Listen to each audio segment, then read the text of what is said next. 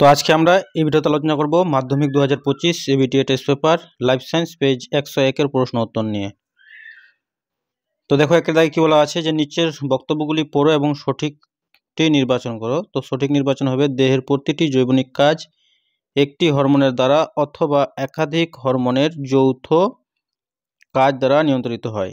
এরপরে দেখো দুই নাম্বারটা কি হবে যে গ্লুকাগন, এটা কি রক্ত গ্লুকোজের উৎপাদন বাড়ায়, রক্তে ট্রপিক চলন হয়ে যাবে, উদ্ভিদ অঙ্গের চলন উৎসের গতিবেগ দ্বারা নিয়ন্ত্রিত হয়, জিব্রেলিন প্রবমধ্যে দৈর্ঘ্যবৃদ্ধি, মেডাল অবলঙ্গাটা হয়ে যাবে কি শ্বাসক্রিয়া ও হৃদস্পন্দন নিয়ন্ত্রণ। তো আমরা দেখতে পাচ্ছি সঠিক উত্তর হয়ে যাচ্ছে A4, B2, C1, D3। ঠিক আছে, সঠিক উত্তর বি। এরপরে 3 নম্বর প্রশ্নটা দেখো নিচের কোন বক্তব্যটি সঠিক নয়। তো যে বক্তব্যটি সঠিক নয় সেটি হবে জিব্রেলিন অগ্রমুকুলের বৃদ্ধি ঘটায়। 4 নাম্বার মিওসিস সম্পর্কিত নিচের কোন বক্তব্যটি সঠিক। তো সঠিক বক্তব্য হয়ে যাবে সি, এই বিভাজনে ক্রসিং অববারের ফলে জিনের পুনঃসংযুক্তি ঘটে।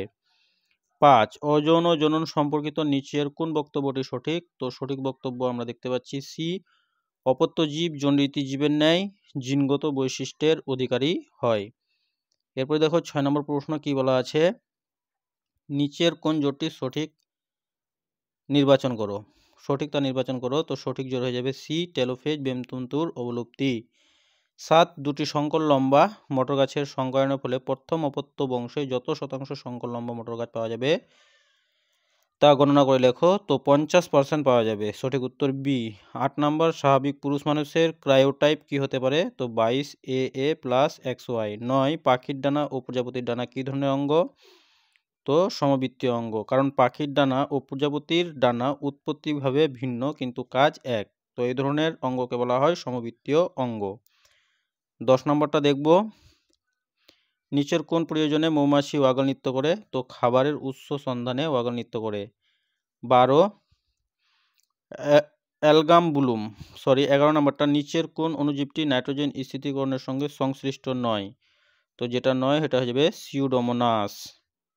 অ্যালগামবুলুম, তো অ্যালগামবুলুম কি ইউট্রোফিকেশন। সঠিক উত্তর ডি। 13 শব্দ দূষণ সম্পর্কিত নিচের কোন ফলাফলটি সঠিক নয়। তো ডিসলেক্সিয়া সঠিক নয়, কারণ ডিসলেক্সিয়া সীসা দূষণের জন্য হয়। 14 নম্বর বলছে নিচের কোন জোরটি সঠিক তা নির্ণয় করো। তো সঠিক জোর হয়ে যাবে ডি নাম্বার, সুন্দরবন অর্কিড। নিচের কোনটি সুন্দরবনের পরিবেশগত সমস্যা নয় বলেছে। তো বি নাম্বারটা হয়ে যাবে সমুদ্র জলের উচ্চতা বৃদ্ধি, এটা সুন্দরবনের পরিবেশগত সমস্যা নয়, সমুদ্র জলের উচ্চতা বৃদ্ধি। তারপর দেখো এক কথায় উত্তর দাও ডিম্বাশয়ের কর্পাস লুটিয়াস থেকে ড্যাশ হরমোন নিঃসৃত হয়। তো প্রোজেস্টেরন হরমোন নিঃসৃত হয়। G1 দশায় RNA ও প্রোটিন সংশ্লেষিত হয়। উভলিঙ্গ ফুলের পুংকেশ্বর অপারেশনকে ইমাসকুলেশন বলে। নাইট্রিফাইং ব্যাকটেরিয়ার উদাহরণ এই যে এখানে লিখে রেখেছি নাইট্রোসোমোনাস ও নাইট্রোব্যাক্টর নাইট্রিফাইং ব্যাকটেরিয়ার উদাহরণ। ড্যাশ সংরক্ষণে রাজ্য সরকারের তত্ত্বাবধানে বিশেষ প্রজাতি বিপন্ন প্রাণীর সংরক্ষণ করা হয়। তো এটা হবে অভয়ারণ্য।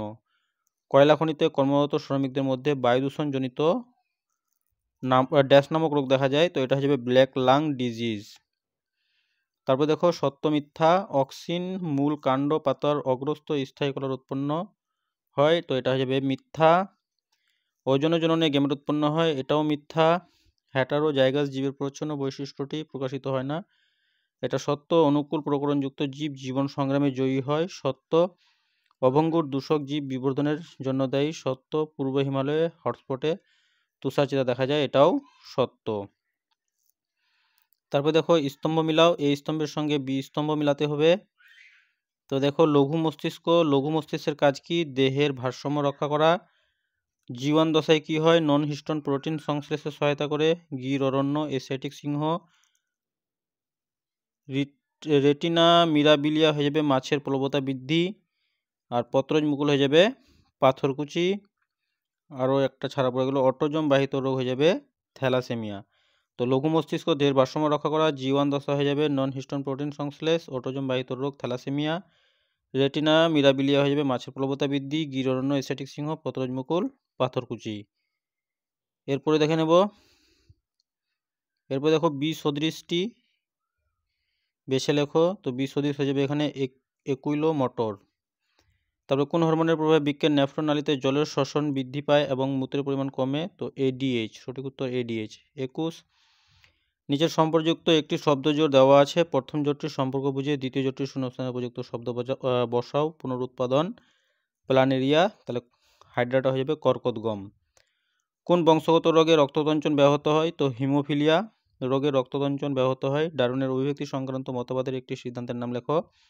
তো এটা হয়ে যাবে প্রাকৃতিক নির্বাচন।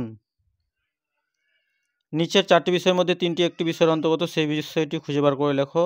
তো এখানে হয়ে যাবে এক্স-সিটু সংরক্ষণ। ফণিমনসার কাটা কোন অঙ্গের রূপান্তর? তো পাতার রূপান্তর এটা।